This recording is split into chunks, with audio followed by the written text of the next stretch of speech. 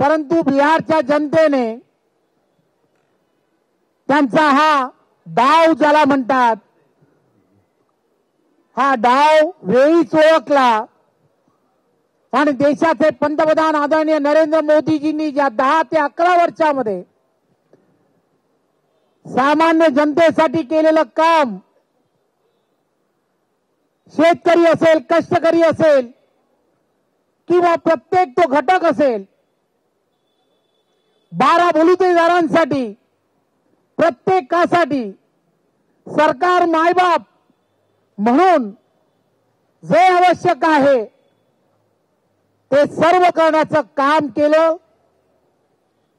सातत्याने सरकार पाठीशी खंबीरपणे कसं उभं असतं हे दाखवून दिलं.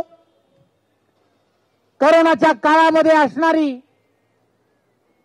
देशभरामधली असणारी भयावह परिस्थिती, त्या परिस्थितीमध्ये सुद्धा आदरणीय पंतप्रधान नरेंद्र मोदीजींनी एक कुटुंब प्रमुख म्हणून संपूर्ण देशभरामध्ये असणारी कोणतेही सरकार असतील, राज्यामध्ये वेगवेगळी सरकारं होती, परंतु कुठेही दुजाभाव केला नाही. एक कुटुंब प्रमुख म्हणून प्रत्येकाला, प्रत्येकाच्या आरोग्याची चिंता, ही चिंता फक्त देशाचे पंतप्रधान नरेंद्र मोदीजींनी केली. परंतु त्या उलट महाराष्ट्र राज्यामध्ये त्यावेळेचं असणारं आघाडीचं सरकार, मुंबईमधलं असणारं विशेष करून त्यावेळेचं शिवसेनेचं असणारं, त्यावेळेचं प्रशासनावरती असणारा त्यांचा पूर्ण कंट्रोल, कारण त्यावेळेला मुख्यमंत्री म्हणून उद्धवजी हे मुंबईमध्ये आणि महाराष्ट्रामध्ये नेतृत्व करत होते आणि त्यांनी त्यावेळेच्या काळामध्ये केलेला, कोरोनाच्या काळामध्ये केलेला भ्रष्टाचार, या सर्व गोष्टी महाराष्ट्रातील जनता आणि विशेष करून मुंबईकर हा कधीच विसरणार नाही.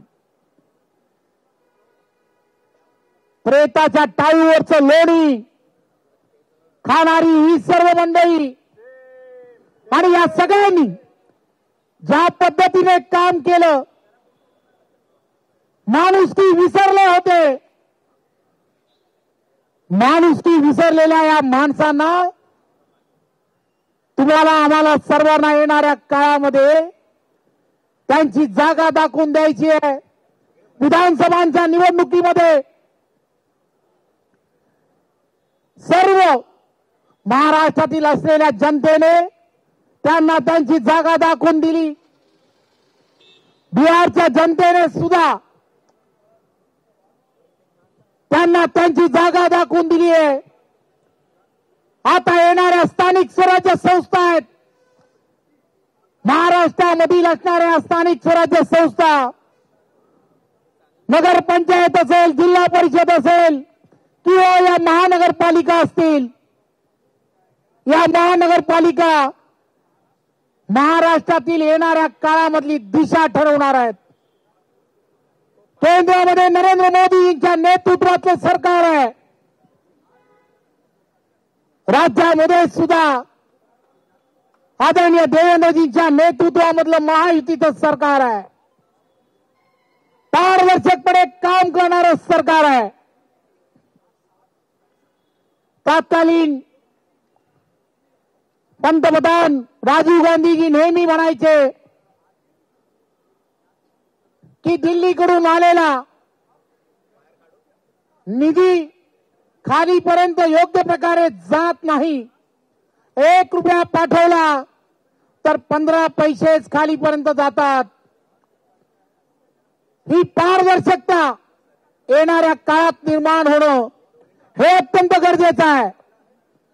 1 रुपया पाठवला तर 1 रुपया त्या स्थानिक स्वराज्य संस्थेत जर जायचा असेल तर या प्रत्येक स्थानिक स्वराज्य संस्थांमध्ये सशक्त भारतभर तुम्हाला, आम्हाला सर्वांना बनवायचं असेल तर अमित भाई नेहमीच सांगतात, सशक्त भारत बनवायचा असेल तर सशक्त भाजप हे अत्यंत महत्वाचं आहे आणि त्यासाठी तुम्हाला आम्हाला सर्वांना काम करावं लागेल.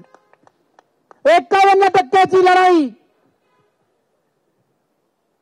प्रत्येक ठिकाणी भारतीय जनता पार्टीच्या कार्यकर्त्याने 51% लढाई ही तुम्हाला आम्हाला सर्वांना विजयाच्या दिशेने न्यायची आहे.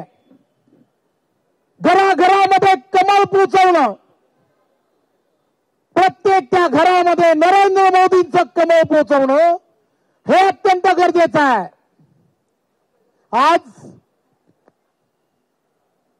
वाल्मिकी समाजातील असणारे तळागाळामध्ये काम करणारे कामगार वर्ग हे सर्वजण जवळजवळ सर्व महानगरपालिका, सर्व छोट्या छोट्या नगरपालिका, या नगरपालिकेमध्ये चतुर्थ श्रेणी म्हणून काम करणारे हे सर्व कामगार 2-3 लाखापेक्षा जास्त या सर्वांनी आज भारतीय जनता पार्टीमध्ये प्रवेश यासाठीच केला आहे.